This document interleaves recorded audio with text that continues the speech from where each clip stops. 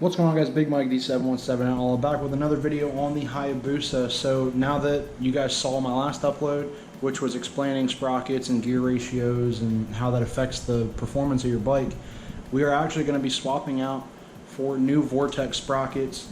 The Busa stock runs an 1843 tooth setup, so 18 tooth front, 43 tooth rear. So we opted to do a 16 tooth front and a 46 tooth rear. This is going to give us a lot more get up out of the hole. We're going to lose some top end, I already know that, but our acceleration is going to be a lot quicker. So I've already started. If you guys have a Gen 2 Busa, you're going to remove your side fairing, and then we're going to go ahead and focus on the cover for this. So this is where your front sprocket is. It's right behind here.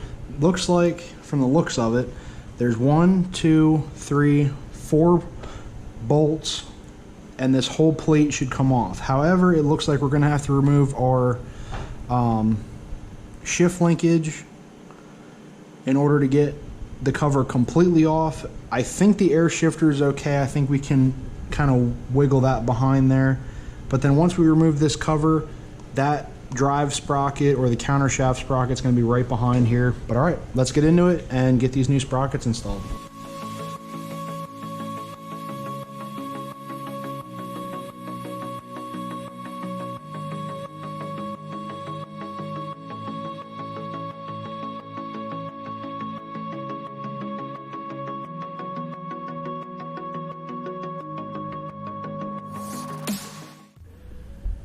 Okay guys, well, when we first started this video, I took a 2-day break because one, the bolt that goes in here to hold our kickstand sensor, they put some pretty heavy grade Loctite on it. I fortunately snapped the head off of it, so I spent yesterday drilling it out, making sure that everything was okay. Went and got a new bolt and a new nut and stuff because it had a nut as well. And then I go to find out I don't have a socket big enough to take off the nut, which is monstrous, might I ask, or might I say, for the sprocket itself. I had an 1 1/4 socket, was not big enough, so I went down, had to wait for a buddy to get home, and picked up a 36mm socket. And yeah, that's the one that took it off. So anyway, we're gonna get back into this, swap out these sprockets and finish the bike up. Also, the other thing that happened, but this happened a while ago, on the body there's some like little push fittings, like they're little plastic nubs that stick down inside these rubber fittings for the fairings that hold them in. Whenever I did the what is it, the DynoJet Power Commander, I had messed this clip up. I plastic welded it with basically just heating it up and trying to melt it all back together. Didn't work. It broke again when I went to take it off here today, so I went out and got JB welded the panel back, and everything looks good now.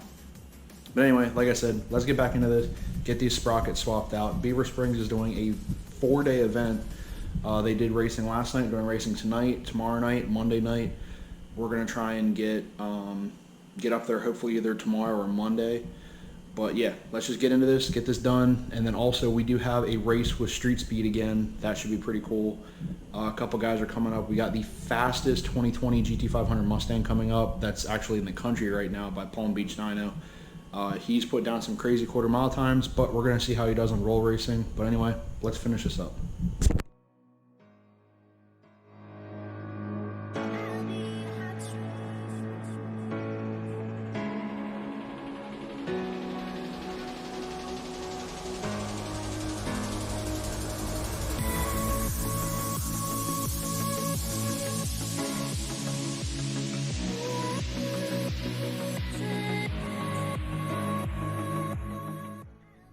Guys, well, we got the new 16 tooth front sprocket on. Pretty easy, but I mean, the thing is, I wish you could feel the weight difference in just swapping these two out, but noticeably smaller. Yeah, let's go ahead and get that one fastened up, and we got to get the new rear mounted up. We'll show.